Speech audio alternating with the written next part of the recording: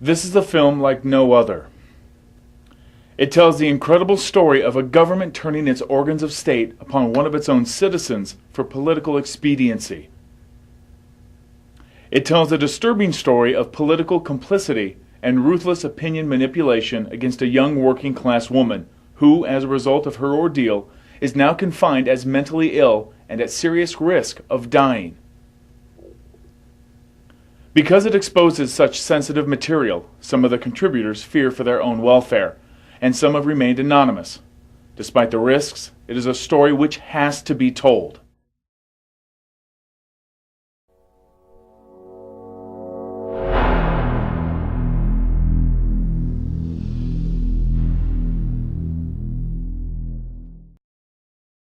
It is important to briefly set the scene.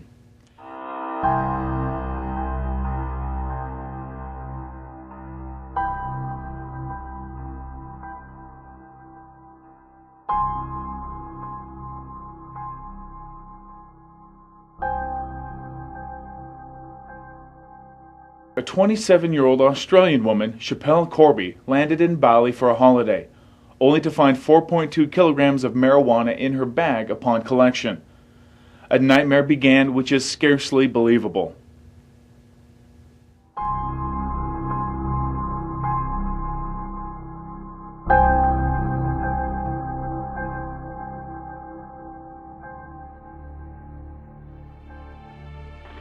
The value of marijuana in Indonesia is much lower than in Australia. There was no motive. Schapelle is a non-drug user with no criminal record. She tested negative for everything. They refused to weigh her luggage. If it was heavier than when she left, they would have had to release her. She was illegally interrogated for 9 hours. They refused to test the drugs for country of origin. If they were Indonesian, they would have had to free her. They refused to DNA or fingerprint the evidence. They refused to let her cross-examine customs officers. They presumed guilt and not innocence, another breach of human rights. They refused to seize CCTV footage from the airport, even when Schapelle begged for it. They burned the evidence so it could never be used to free her. The judge had never acquitted anyone in 500 cases. They talked about sending a warning to other Australians, a clear political intervention. The 20-year sentence was more than murderers, rapists and terrorists often get. She will never have kids, never see them play, and will probably die in a filthy cell.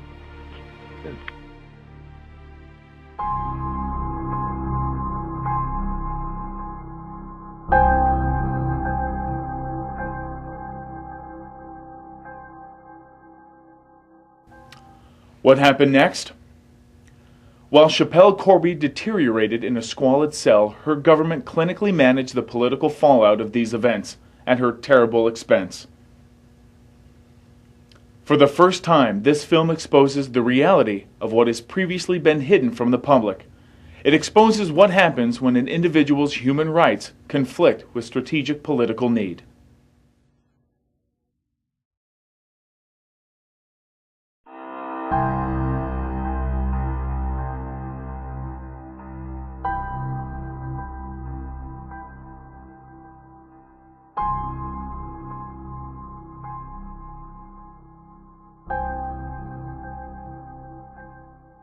Governments sometimes have to take decisions based upon unfolding events. Back in 2005, the Schapelle Corby story was explosive. It was all over the media and was attracting comment by politicians in both countries. It was shaking the cultural divide and was beginning to create political friction and difficulty. Further, this was political difficulty between the two parties of a strategic relationship. Corby case puts strain on Australian-Indonesian relationship. Losing the plot with Indonesia. Howard's Neighbourhood Watch. Relationships between the neighbours keep getting worse.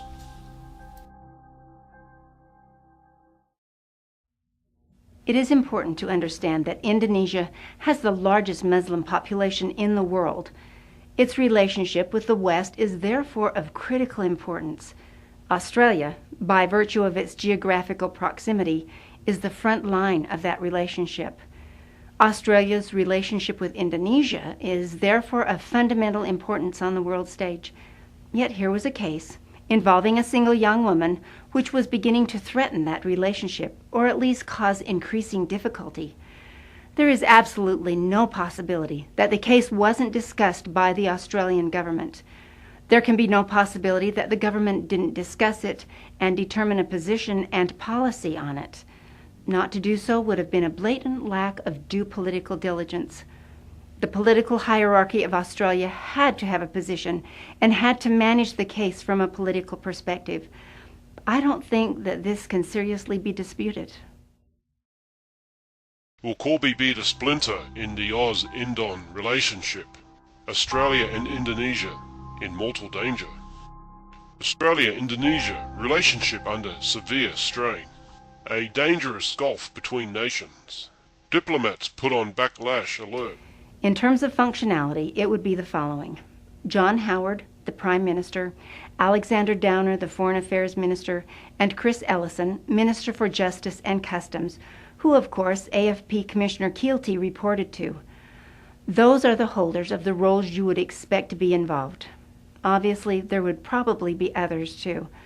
Regardless, the outcome of the internal political debates which took place is clear enough. The government prioritized the strategic relationship with Indonesia ahead of Schapelle Corby and her human rights. At a purely political level, that is, of course, understandable. At an ethical, moral, and human level, it is frankly appalling. In the case of Schapelle, it was decided early on by our government that in order not to offend Indonesia, in order to appease Indonesia, that they were willing to sacrifice an Australian citizen for the sake of political expediency.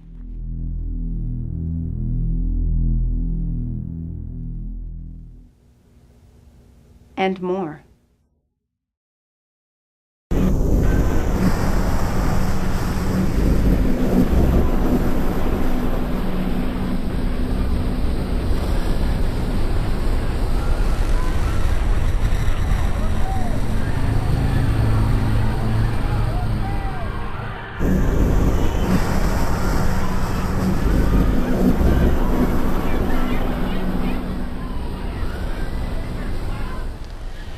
The Schapelle Corby case arose just 2 years post 9/11. The impact of public focus on the huge-scale criminality at Australian airports would have created serious problems for the Australian government and its ministers. The impact of focus on the huge-scale criminality at Australian airports would have caused serious problems for commercial interests such as Qantas and the Sydney Airport Corporation Limited. An innocent Schapelle Corby would have created this focus.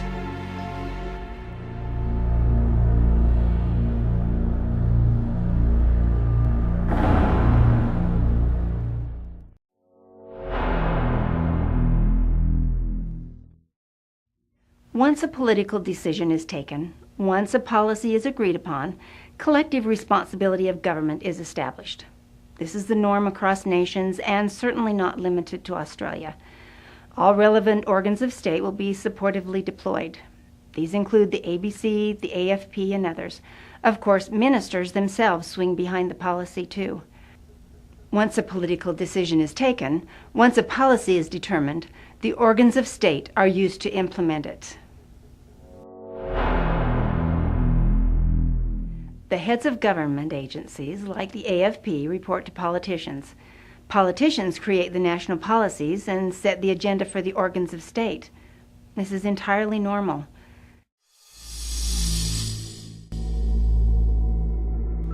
In 2010, a document emerged regarding Schapelle Corby, showing that orchestration across departments even included strict control of external communications. Let's examine how each of the major government departments were deployed against Schapelle Corby. Take the time, fix